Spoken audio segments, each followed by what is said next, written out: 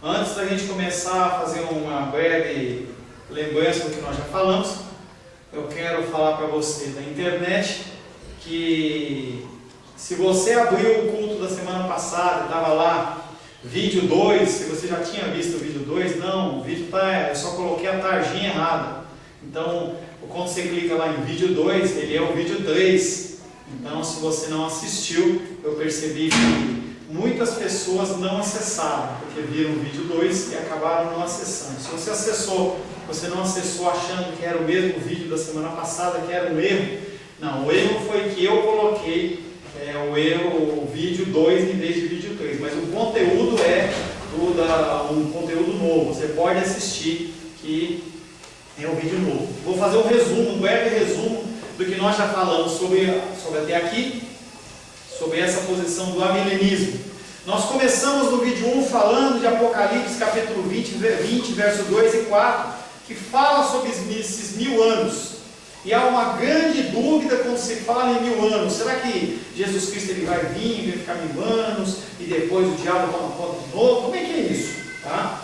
E aí nós começamos falando sobre esse fim dos tempos, que é um fim dos tempos que diz respeito a partir do momento que Jesus Cristo ressuscitou. Ele morreu e ressuscitou. Ali começa o fim dos tempos. Nós já estudamos em estudos anteriores, falamos muito sobre isso. A tribulação sempre houve, ela vem se intensificando. Apostasia, perseguição, guerras, fomes e outros sinais. Tá? E aí nós citamos também no primeiro encontro nosso, nós falamos sobre esse texto, sobre esse tema, falando que um dos sinais dos finais dos tempos seria o derramar do Espírito. Um derramar que foi profetizado em Joel e se cumpriu em Atos, simbolizando também mais um dos sinais que haveria no fim dos tempos. Toda revelação, ela vem do Antigo Testamento e se cumpre no Novo Testamento e nos tempos a seguir. Quando você fala, por exemplo, do livro de Atos dos Apóstolos, ele é um livro que continua, digamos assim, sendo escrito através da minha vida e da sua vida. Não é que você vai escrever lá, colocar a nova revelação, não é isso. Nossa vida é testemunho do que vem acontecendo. Nós somos discípulos do Senhor. Nós não somos apóstolos, porque o apostolado ele morreu junto com o último apóstolo, mas o ofício apostólico de você trabalhar, de você fazer as coisas como de um apóstolo ainda existe, mas o dom apostólico, você trazer novas palavras e algumas coisas que eram inerentes apenas àquele grupo de homens, não existe mais. Então, essa inscrição, esse texto que não é escrito em papel, não é com um computador, mas é através da minha vida, da sua vida, ele continua sendo escrito e vai se cumprindo. Essa apostasia ela vai aumentar, a tribulação vai aumentar, a perseguição vai aumentar, até que chegar um momento em que a gente não suporta mais. Quando esse momento chegar, o Senhor ele vai dar um basta. Já programado pelo Senhor, não é nada fora do alcance de Deus, mas tudo programado pelo Senhor. Nós falamos também que qual é o tema principal do Antigo Testamento? Alguns acham que é Israel, alguns acham que é o povo, mas na verdade é a revelação de Jesus Cristo. No Antigo Testamento fala-se sobre uma época de tempo de paz, vindouro, nós já falamos sobre isso, mas ela vai se cumprir apenas em Cristo. Falamos também sobre o verdadeiro Israel. Será que Israel é apenas a cidade de Israel, o país de Israel? Será que está falando apenas da cidade de Jerusalém? Não, está falando sobre um Israel maior, um Israel que foi primeiro profetizado para ele. A palavra primeiro chegou a ele, mas eles não quiseram receber.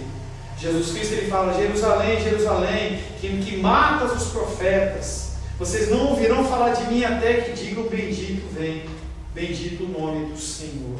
Então eles não aceitaram Cristo. O verdadeiro Israel de Deus não é uma cidade geográfica, não é um povo que tem um nome diferente, que fala hebreu, não é esse povo não. O povo verdadeiro, o verdadeiro Israel de Deus é Cristo no seu corpo, na sua cabeça, ele como cabeça, e nós como igreja como corpo de Cristo, composto por judeus e composto por cristãos, pessoas que aceitam o nome do Senhor como Salvador. Qualquer judeu? Não, verdadeiros judeus. Jesus Cristo fala que se ele quisesse fazer adoradores ou filhos de Abraão das pedras, ele fazia, porque até as pedras podem clamar o nome de Deus. Então, há verdadeiros judeus, há verdadeiros israelitas, e esses fazem parte do corpo de Deus. Falamos também sobre Canaã, a terra prometida. No primeiro período nós falamos sobre, no texto de Josué, que eles estavam tomando posse da terra prometida de Canaã. Essa terra prometida de Canaã, há uma Canaã espiritual. É uma terra espiritual, não é uma terra física. Tem muita gente se mudando para Israel. Tem muita gente que fala assim, não, está acabando os tempos, então eu vou fazer um lugarzinho lá. Não, Jerusalém espiritual vai vir para o céu. É uma coisa diferente. As pessoas elas têm uma interpretação muito literal. Então não adianta você mudar para Israel. Deve ser muito legal você ir para Israel, conforme eu já brinquei com vocês. Quem sabe a gente não faz a primeira caravana da nossa igreja para Israel. Vai ser uma coisa, um tempo legal. Não vai ter nada em especial no sentido espiritual. Você não vai ficar mais ungido, vai ficar mais capacitado. Você não vai receber um dom. Não, ali é um lugar que deve ser um lugar que você vai. A palavra de Deus diz que nós temos que orar pela paz naquele lugar. E deve ser muito legal você ver os lugares onde nosso Salvador e Senhor Jesus Cristo andou. Você vê o mar, a gente fala do Mar Morto. Você lá entrar no Mar Morto, você vê as coisas que você estuda, deve ser uma coisa muito interessante. Tá? Mas a verdadeira Canaã é uma Canaã espiritual. Falamos de Israel em relação ao país, falamos de Canaã, a terra prometida, e também tem a santa cidade de Jerusalém. Essa cidade de Jerusalém, que faz referência ao Monte Sião, quando a primeira vez o Senhor se manifesta àquele povo. E aquele Monte Sinai, ele pegava fogo, trovões, relâmpagos, aquela coisa. O povo morria de medo. Se você chegasse na beira daquele monte e você o tocasse em pecado, você morreria. E as pessoas elas acham que aquela cena foi uma cena terrível. Nós vivendo no tempo da graça, nós vivemos uma cena muito mais terrível. Porque você tem que entender que a graça do Senhor ele não te libera para fazer o que você quer. As pessoas elas acham que não, Deus ele vai salvar todo mundo. Eu estava vendo um vídeo de um maluco essa semana, em que ele fala que não, que todo mundo vai se salvar. Eu falei outro dia para vocês, parecia que era brincadeira, tem igrejas que oram até para Satanás se converter. Então vamos orar que Satanás se converta, para todo mundo ser salvo. Então vai ser salvo bom, vai ser salvo ruim. E aí nesse vídeo ele falava que, imagina você lá, sentado na mesa das bodas do Cordeiro, e aí a hora que você vai sentar, onde fala, não, esse lugar não é para você, é lugar para o Hitler. Você fala, por Hitler? Mas ele se converteu? Não, Hitler é ruim, porque o sangue de Jesus, ele salvou Hitler também. Mesmo o cara não se convertendo, mesmo sem se arrepender, ele vai sentar. Mas e aquele cara? Não, todo mundo vai se salvar. Você fala assim, que maluquice é essa? Tem gente que acredita nisso, tá? Tem gente que acredita nisso. Então, essa cidade de Jerusalém é uma coisa que também ela é espiritual. Quando pensamos no significado de Jerusalém como a capital divinamente escolhida do povo da aliança, temos que pensar também no trono de Davi. Nós falamos de país, nós falamos de cidade, nós falamos de templo, e agora nós estamos falando, Valdão, agora nós falamos sobre o reino de Davi. Davi que era o tataravô de Jesus Cristo, aquele homem que era a menina dos olhos de Deus. Com relação às promessas feitas a Davi, podemos observar primeiramente que Lucas apresenta a vida de Jesus como o cumprimento dessas promessas. Nós lemos o texto de Lucas 1, de 30 a 33, que fala que ele seria a raiz de Davi. Seria o descendente de Davi que iria cumprir, porque havia uma palavra profética dizendo que nunca se apartaria do reinado de Davi, de Israel, digamos assim, a tribo de Davi, teria sempre alguém cuidando. Então foi Davi, depois foi Salomão, e aí houve uma série de confusões, pessoas perdidas, mas elas eram do sangue de Davi, até que houve um interlúdio, um tempo entre o último rei de Davi, que é o último rei da linhagem de Davi, e um tempo de silêncio até o Novo Testamento. em que Jesus Cristo ele assume como um verdadeiro rei, o verdadeiro sacerdote e o verdadeiro profeta. Atos, capítulo 2, 30 a 31, nós lemos: sendo, pois, profeta, e sabendo que Deus lhe havia jurado que um dos seus descendentes se assentaria no trono, prevendo isso, referiu-se à ressurreição de Cristo, que nem foi deixado para a morte, nem o seu corpo experimentou corrupção. Lucas está falando sobre esse homem em que se cumpriram as promessas de um reinado de Davi, Jesus Cristo. E aí nós finalizamos a aula da semana passada falando sobre o templo de Deus.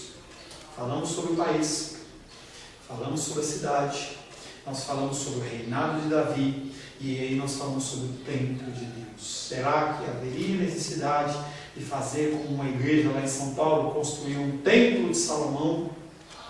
Será que há necessidade de esse templo ser físico? Será que há necessidade realmente de que se construa as coisas com ouro, que se construa as coisas com prata, com bronze, gastando milhões de reais, enquanto as pessoas estão aí padecendo necessidades? Será que é isso? Muito se fala no Antigo Testamento do templo de Deus. O tema principal do quadro profético do que Deus pretende fazer nos dias do Messias é o fato de que ele restauraria as bênçãos anteriores. Havia sempre o pensamento de que a glória da segunda casa seria maior do que a primeira. E as pessoas primeiramente olhavam para o segundo templo, porque houve o templo de Salomão e ele foi destruído. Depois se reconstruiu o segundo templo, após o retorno do povo da época babilônica, e as pessoas olhavam para aquele templo e viam que aquele templo era muito mais pobrinho do que o outro, e eles choravam. Mas o segundo templo não fazia referência a isso, estava fazendo referência ao templo verdadeiro, o templo de Jesus Cristo. Não só no Novo Testamento, mas nos próprios profetas do Antigo Testamento, há o cumprimento das bênçãos, dizendo que seriam bênçãos que excederiam as bênçãos da nova aliança. Mas toda vez que você vai contar alguma coisa para alguém e a pessoa não conhece do que você está falando, você usa coisas que eles conhecem. Então ali o que acontece? Ele está fazendo referência para o povo de Israel das coisas que eles veem como importantes. Então não está falando que vai construir um novo templo. Para o povo de Israel, eles entendiam que sim, ia ser construído um novo templo, o povo de Israel ia ficar rico, ia dominar, ia ficar fortão, mas o povo de Israel não estava entendendo o sentido espiritual em vez do sentido físico. Eles preferiam o sentido físico. Quem queria tomar posse dessa cidade, desse templo? Quem que seria esse templo? Seriam, como nós já falamos, convertidos em Cristo, e judeus verdadeiramente judeus, verdadeiramente israelitas. E deles nós seríamos feitos sacerdotes e levitas, pessoas que poderiam adorar ao Senhor. Quando a mulher samaritana encontra o homem Jesus Cristo lá perante a fonte e fala: eu vim buscar água aqui. Jesus Cristo fala assim: não bebe dessa água, não bebe da água que eu te ofereço, você não vai morrer de sede, nunca mais. Eu sou a fonte de águas vivas. Ele está fazendo referência aí. Mas aonde nós vamos adorar? Nós vamos adorar. Será que é nesse monte aqui? Será que é em Jerusalém? Será que é aqui? Lá não haverá tempo em que os verdadeiros adoradores adorarão o Senhor em espírito e em verdade. Ele está falando que a adoração será feita por mim e por você. Nós somos templos de adoração do Senhor. Nós somos a habitação do Espírito Santo de Deus. E aí nós somos na semana passada, até aí nós vamos dar andamento. Jesus refere-se ao seu próprio corpo como um templo. Quando ele está perante os sacerdotes, ele olha para aqueles homens e fala assim: eu vou destruir esse templo e em 3 dias eu reconstruo. Eles olham para ele e falam assim: você está louco? Esse templo demorou 46 anos para ser construído, como é que você destrói ele e constrói? É blasfêmia, porque o lugar físico era considerado como santo. Aquele povo de Israel não tinha entendido que Deus, ele não era um Deus apenas de Israel, não era um Deus que apenas naquela região dos limites que nós falamos, né, das tribos de Canaã, que ele poderia exercer. Quando ele foi lá para a Babilônia, ele agiu lá também. Ele é um Deus que ele age onde ele quer. E o povo continua com essa cegueira, achando que aquela região ali é uma região santa. Lembra que nós falamos? É uma região santa para os cristãos, é uma região santa para o povo muçulmano, é uma região santa para o povo judeu. como se algo espiritual ali fosse manado do lugar. E não é assim. E o Senhor Jesus Cristo está falando do seu corpo. Jesus fala da sua ressurreição, com o reerguimento do seu templo, do seu corpo. Ele não viu corrupção. Ele foi ressuscitado, ele não ficou no meio dos mortos. Não por causa do corpo de alguém ser simbolizado por um templo, mas porque ele, Jesus Cristo, ele é o verdadeiro templo de Deus. Tudo aquilo que o templo significa é cumprido em Jesus Cristo. Ele é a fonte de águas vivas, ele é o lugar onde há purificação, ele é o lugar onde há o sacrifício, ele é o lugar onde você leva a oferta, ele é o tudo, ele é o completo. E eles estão aguardando ainda para construir um novo templo. A habitação da glória de Deus no santuário, Jesus Cristo. A provisão do sacrifício expiatório no portão, Jesus Cristo. Aquele que, quando Abraão estava lá para sacrificar o seu filho, aquele cordeirinho, é Jesus Cristo. A reunião da congregação de louvores e oração de Israel, Jesus Cristo. Corrente de água viva, Jesus Cristo. Cristo, ele é o verdadeiro templo. Nós não devemos procurar outro templo a não ser Jesus Cristo. Jesus Cristo não é o apóstolo, não é o bispo, não é o pastor. Não procure santidade na minha vida, não procure exemplo na minha vida, procure olhar para o Senhor. As pessoas têm caído, têm se perdido, porque elas olham para homens. Se algum dia eu pecar, e eu vou pecar, se alguma coisa eu fizer que vá te entristecer, não deixa Jesus Cristo por causa disso. Pastor Jonas, lá de São Paulo, ele sempre falava assim: não olhe para mim, olhe para Cristo. Cristo nunca vai te decepcionar. Cristo é o verdadeiro templo, não devemos procurar outro. Como foi dado ao apóstolo João a visão de um novo céu e uma nova terra e da cidade santa, a nova geração de Jerusalém declara, Apocalipse 21, 2. Abre aí. Apocalipse capítulo 21, verso 2.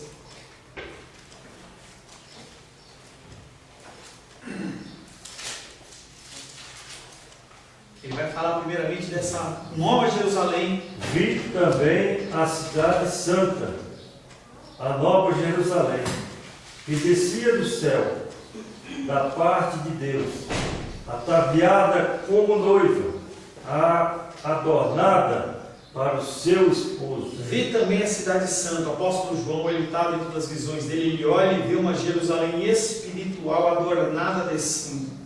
Não é algo físico, é algo espiritual.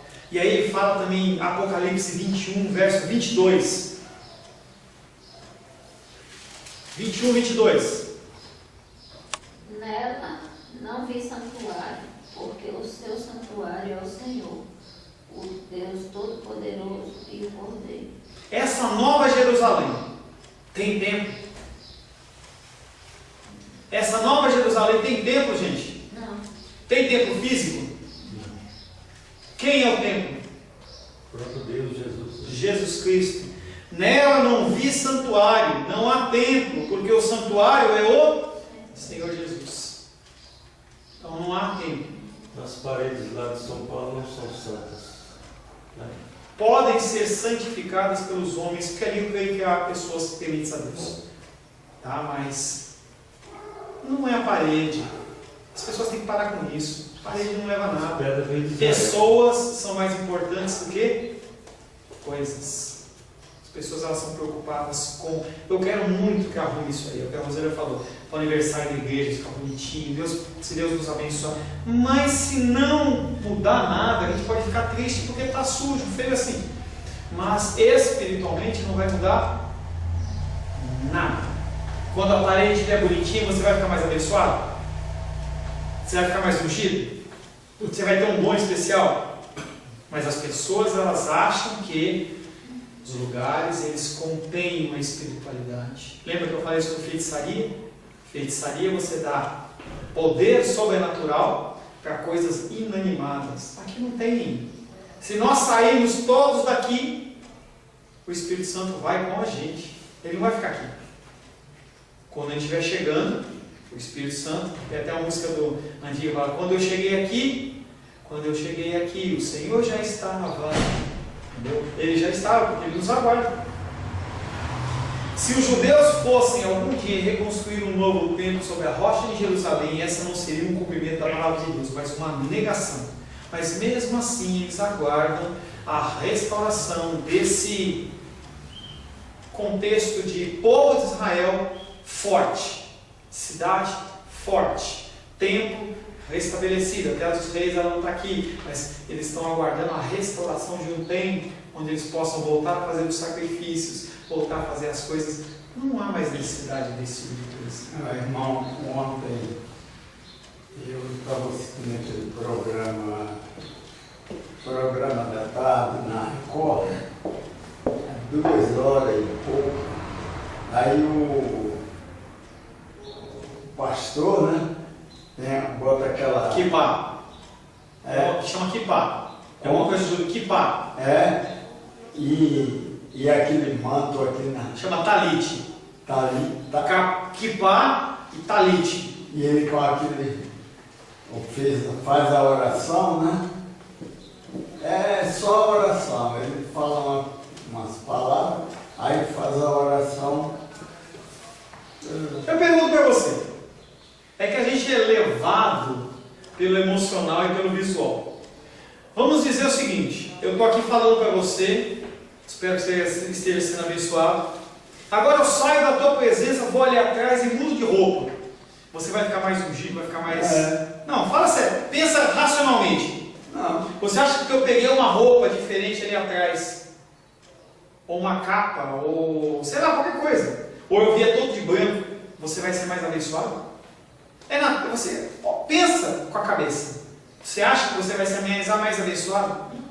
Eu acho que aquilo ali é para sensibilizar o povo. É lógico. O povo não, porque é grande. E o povo gosta. O povo gosta. Não tem o ditado que o hábito faz o monge? O povo gosta. O povo gosta. Se eu colocar uma musiquinha de fundo, você não vai ficar mais emocionado? Coloca uma música lá, porque ele vive, posso crer no amanhã. Aí você lembra, entendeu? Deus enviou. Aí você lembra daquelas músicas que um familiar seu faleceu e você ouviu aquela música. Então você faz uma associação com aquilo, você fica emocionado. Mas espiritualmente muda alguma coisa para você? Não. Então o templo também não vai mudar coisa nenhuma. Se o templo é grande, se é pequeno, importa é a presença das pessoas que estão. Eu acho que aquilo ali ele quer imitar para o povo, sabe? Realmente, quanto mais ele fala aquelas palavras, o povo se sensibiliza. Com certeza. Né? E eles gostam. Claro que gostam. Nenhum outro fundamento pode ser lançado além daquele que já foi posto. Qual que é o fundamento que foi posto? Qual que é a pedra de esquina? Qual que é o nome dele? Cristo. Jesus. Ele é o único fundamento. É onde a gente constrói a nossa casa em cima da rocha. Não é qualquer rocha. É a rocha. 1 Coríntios 3:11. 3:11.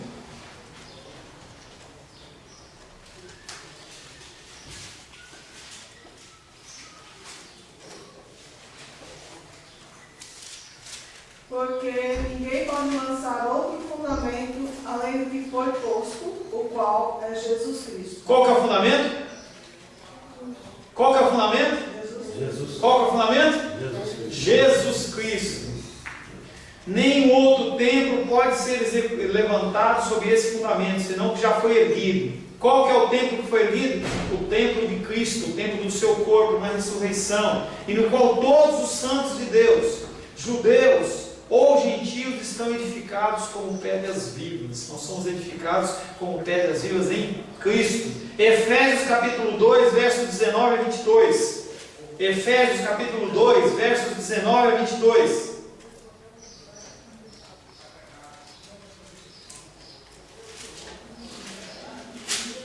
Vamos lá?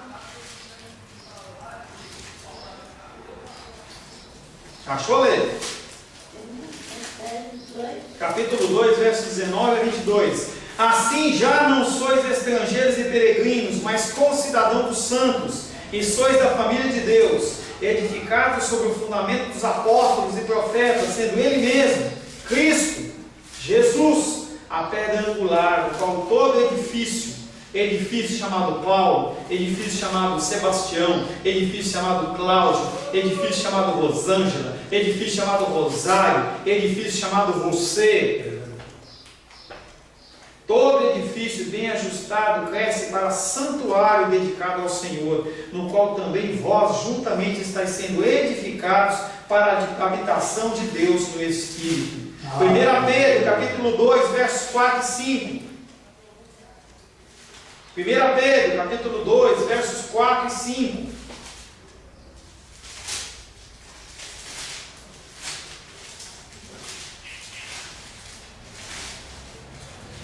Vamos? Pedro, João. Apocalipse. Capítulo 5. Versículo. 1 Pedro, capítulo 2, versos 4 e 5. Ora, se Deus não poupou o anjo... Não. Aquele que disse, eu Eleito conheço. segundo. Está no segundo. 1 Pedro, capítulo 2, versos 4 e 5. Chegando-vos para ele a pedra que vive rejeitada, sim, pelos homens, mas para com Deus eleita e preciosa. Também vós mesmos, como pedras que se vivem, sois edificados casa espiritual para seres sacerdócio santo, a fim de oferecer sacrifícios espirituais agradáveis a Deus por intermédio de Jesus Cristo. Chegamos para ele a pedra que vive, rejeitada assim. Quem foi a pedra viva que foi rejeitada? Jesus. Rejeitada pelos homens, para com Deus ela é uma pedra eleita e preciosa. Também vós mesmos, vós quem? Eu, você, as pessoas da internet, como pedras que vivem, são edificados, casa física? Não, casa espiritual, para ser de sacerdócio santo. Lembra que nós falamos que seriam separados como levitas e sacerdotes? A fim de oferecer sacrifícios. Nós vamos sair matando bichinho aí? Não, o sacrifício era também espiritual. Nós somos casa espiritual. Nós temos que oferecer sacrifícios espirituais, agradáveis a Deus por intermédio de Jesus Cristo. Que sacrifício nós temos que oferecer a Cristo? Obediência. Esse é o sacrifício que você tem que oferecer. Não é matar bichinho, não é sair de joelho para ir carregando cruz, não é isso que vai mudar nada. Ele quer obediência da sua parte. Jesus Cristo, Ele é o templo. Jesus Cristo, Ele é o Israel. E Ele também, Ele é o ponto final da história redentiva. Semana que vem nós vamos estar iniciando, falando sobre a segunda vinda de Cristo. O ponto final da história redentiva. O ponto final.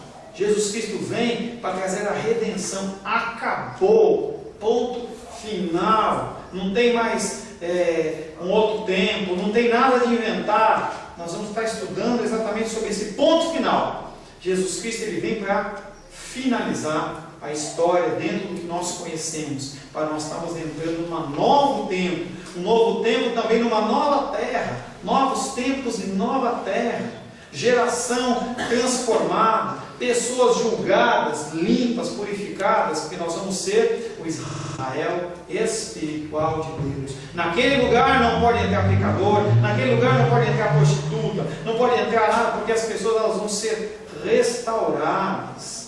Se antes você era prostituta, você não é mais. Se você antes você era ladrão, você não é mais. Se você antes era homossexual, você não é mais. Se você era fofoqueiro, você não é mais. Se você era mentiroso, você não é mais. Porque você foi transformado pelo Senhor e você é levado a habitar nessa Jerusalém celestial que ela é espiritual.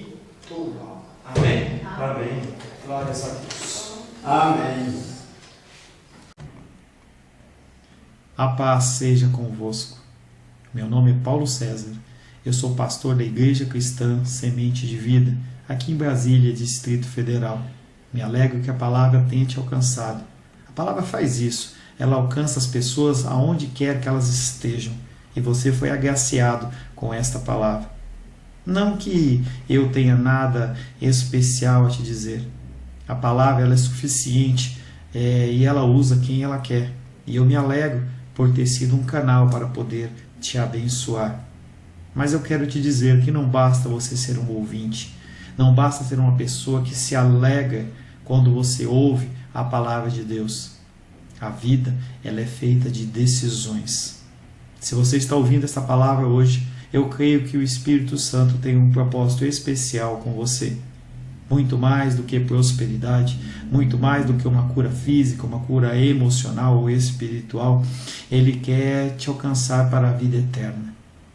Nós investimos nosso tempo, nós investimos as nossas forças em coisas terrenas, mas o Senhor, Ele tem muito mais a oferecer. Ele tem sim para você a cura, Ele tem sim para você a prosperidade, mas Ele tem muito mais que isso. Submeta-se a um Deus que Ele é capaz de mudar e transformar a sua vida por completo. Creio que o Espírito Santo Ele é capaz de tocar o teu coração. Quero pedir que você curve a sua cabeça. Senhor, em nome de Jesus, coloco na tua presença essa vida que ouve esta ministração, que ouve esta palavra. Pai, eu não tenho capacitação nenhuma, mas o teu Espírito Ele é capaz sim de tocar nesta vida, gerar nela mudança, transformação, arrependimento, e que ela possa simplesmente bater no peito, convencendo-se que é pecadora e que precisa de um Deus salvador. Não há um caminho a ti, meu Deus, que não seja através de Cristo. E eu lhe peço, Pai querido, que você alcance essa vida e ele possa sim tomar uma decisão pessoal pelo Senhor, em nome de Jesus. Amém. Amém, meu querido. Amém, minha querida. Fico contente que você esteja ouvindo essa ministração até o fim.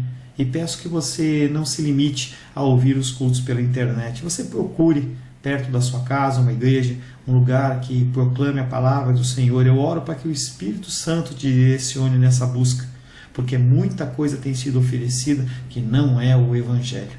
Eu abençoo a sua vida em nome de Jesus. Amém.